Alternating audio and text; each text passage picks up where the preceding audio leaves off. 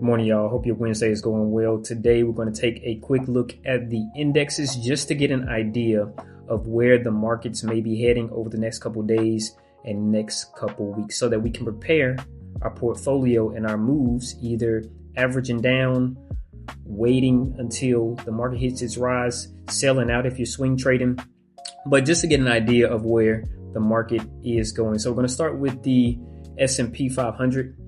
Right now, we're looking at the monthly time frame, which is solid. It's still in a bull market, as you can see. But where we want to start, mainly, we can look at this daily time frame, but we're going to get a little bit more detail and go into the 4-hour time frame and build a few basic things into the chart so we have an idea of where it's going. But for me, generally, I see that we are basically heading in a downtrend in the market in general. So expecting the market to increase or hit a new high over the next couple of weeks is somewhat of a dream right now as far as this 4-hour time frame. But let's do some chart analysis so you guys can see it a little bit better.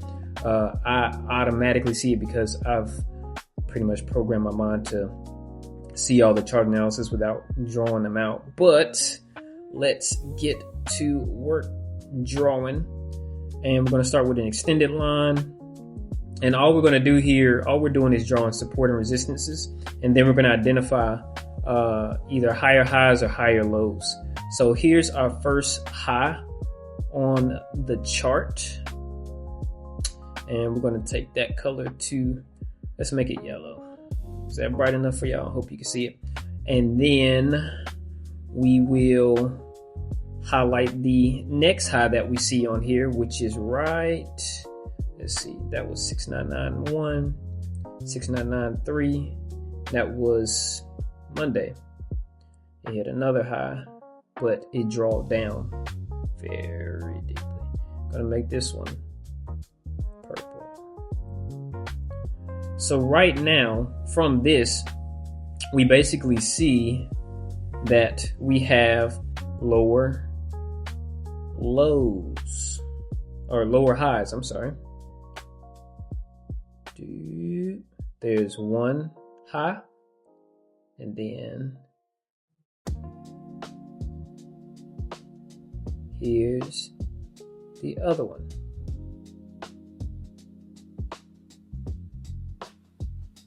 So whenever you see a lower high, that is the sign of the beginning of a downtrend. And we can even identify the two lows.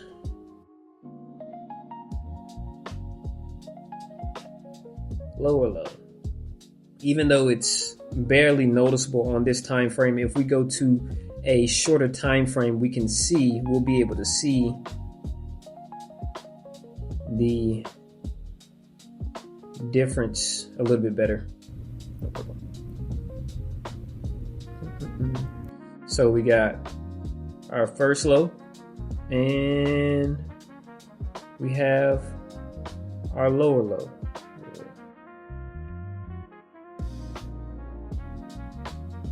Oh, there we go. So seeing that we have lower highs and lower lows, we are in a downtrend. We are set up to pull back even further. So today, we see that this candlestick is progressing towards a higher price, even though we have a drawdown today. But what we're going to expect is for this portion to continue, maybe increase for another day, another 2 days, and then draw back down. So as far as the market is concerned, I'm not expecting us to hit that 7,000 mark for a while. And we'll come back and look at this chart tomorrow or at the end of the day today and give a better idea of where we're going to be going, because this is a 4-hour time frame. If we go even further, we can get a little bit more detail. Let's go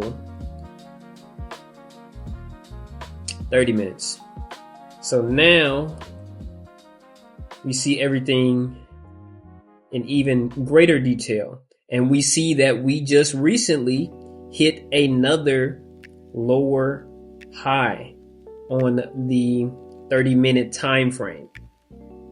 because this is a high right here at this purple line. That's the one that we highlighted. And right now we're hitting a lower high, but we did bounce twice. No, we didn't bounce twice. I thought we bounced twice on this lower bound at 6,872, but it was just a push through that mark to 6862. But yeah, so right now, as far as the S&P is concerned, all I'm expecting is more of a downtrend.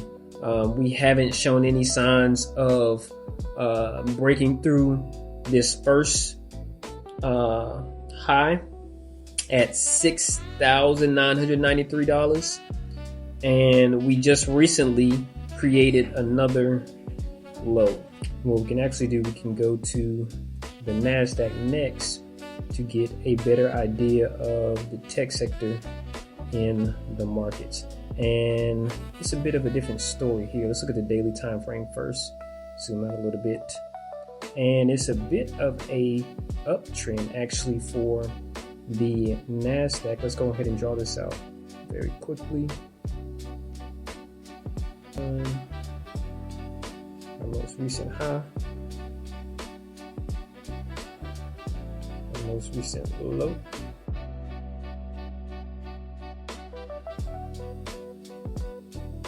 And then our second most recent high. And our second most recent low. I would say, we could say it was right here, because that's where it bounced. Or we could go all the way and be dramatic and say it's right there. And I will, because it fits the narrative.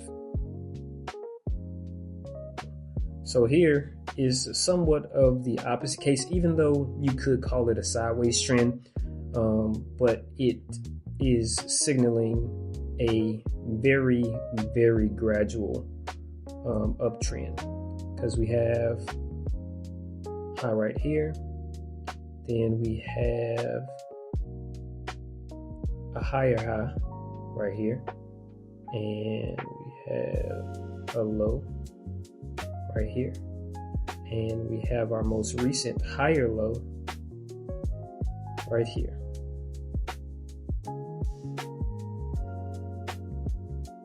So basically from this, what we can say is that more than likely in the tech sector, we're going to see a little bit more of a sideways trend. We're hitting the bottom of this range right here, so we may be bouncing back up over the next couple of days to go back to the upside if we're continuing this uptrend of higher highs and higher lows. But today we're still expecting a bit of a drawdown, and our boundary is around 22,916. That will be the lower resistance level that we're looking to bounce from, and then bounce back higher, or not touch it and just continue higher for the next or the foreseeable future. But that's just getting an idea of where the market is as far as the tech sector, and as far as the S&P. We don't hold too many industrials in the portfolio, or I don't hold too many industrials in my portfolio, but we can take a look at the Dow Jones and see if there's any major differences compared as far as the daily time frame. Bring everything a little bit smaller. And basically, this is jumbled up. What we see here is that it's basically a sideways trend, and we'll denote that with our extended line. Our most recent high and our most recent low, which is basically, I would say this is the range right here. We'll make it yellow so y'all can see it a little bit clearly. Boom. Yellow. Yellow.